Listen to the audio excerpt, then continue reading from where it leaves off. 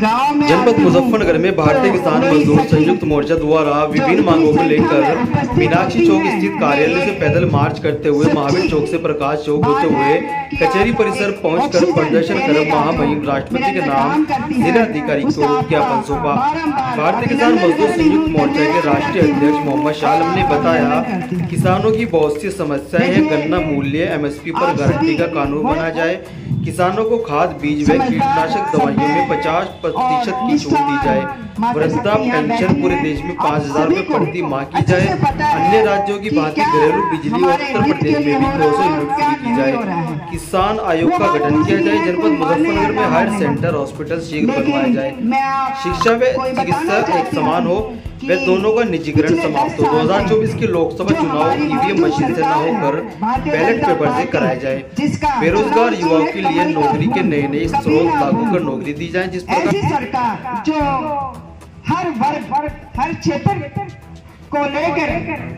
अपने राष्ट्र के हित के लिए काम कर रही है, वो वाकई काबिले तारीफ है। तो मैं आपको ये बताना चाहती हूँ कि मोदी जी की सरकार और योगी जी की सरकार जो एक मिली मिली सरकार है, वो आप लोगों के एडी से लेके चोटी तक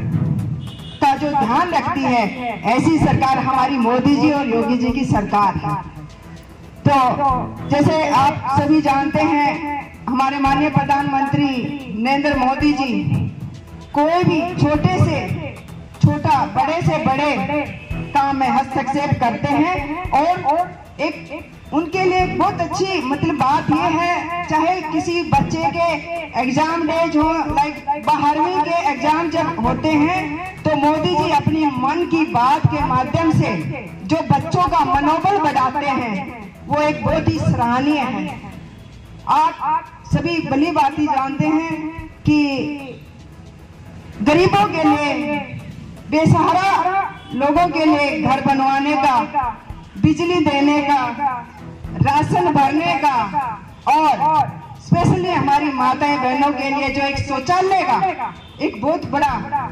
उन्होंने आपको तोहफा दिया है, वो वाकई सराहनीय है। तो मैं आप लोगों को ये बताना चाहती हूँ कि ऐसी सरकार को आपको खोना नहीं है, आप अपने राष्ट्र के हित के लिए ऐसी सरकार को दोबारा लाना है, तीसरी बार हैट्रिक बनवानी है। तो मैं ज्यादा ना आपका समय लेते हुए इतना ही कहूंगी, जितनी माताएं बहनें यहाँ बैठी हैं और इतनी संख्या में बैठी हैं, मैं आपका हृदय से आभार करती हूँ, अभिनंदन करती हूँ। और अभी प्रशांत भाई ने बताया कि आपके जो लोकप्रिय सांसद हैं डॉक्टर संजीव कुमार बालन, वो हर दुख सुख में आप लोगों के बीच में रहने का काम करते हैं। अभी रिसेंटली उन्होंने एक बहुत बड़ा मुजफ्फरनगर जनपद को तोहफा दिया है, एक काउ सेंचुरी बनाने का उन्होंने इनिशिएटिव लिया, जो ऑलमोस्ट कंप्लीट हो चुका है। तो जो आप लोगों को या जो किसान भाई बैठे हैं या माताएं बैठी हैं जो एक बेसहारा पशुओं से परेशान थी, उनसे निजात दिलवाने का जो एक डॉक्टर बालन ने काम किया है, वाकई सराहनीय है। और एक बात और साझा करना चाहती हूँ, प्रशांत भाई ने बताया कि वो सभी के दुख सुख में हिस्सा लेते हैं, ब्याह शादी दुख सुख सब चीजों में जाते हैं, लेकिन मैं इतना बताना चाहती हूँ कि वो अपने परिवार के कभी भी दुख सुख में हिस्सा नहीं लेते, क्योंकि मैंने उनको अपनी जनपद मुजफ्फरनगर की जनता के लिए समर्पित छोड़ रखा है। तो ऐसे सांसद, वैसे अपने पति की बड़ाई कमी करते हैं लोग, फिर भी मैं करती हूँ क्योंकि वो इतनी निष्ठावान, इतने डेडिकेशन से जो अपने जनपद मुजफ्फरनगर की जनता के लिए या कोई और डेवलपमेंट के लिए जो काम करते हैं, चारों तरफा जो उन्होंने एक डेवलपमेंट करवाई है, वो वाकई सराहनीय है। और आप लोगों के सहयोग से मैं उम्मीद रखती हूँ कि तीसरी बार भी आप डॉक्टर बालन को यहाँ से सांसद बनाकर भेजें, ताकि हमारे मौजूद प्रधानमंत्री माननीय मोदी जी तीसरी बार हमारे राष्ट्र का हाथ थामे। मैं ज्यादा आपका समय न लेते हुए इतना ही कहूंगी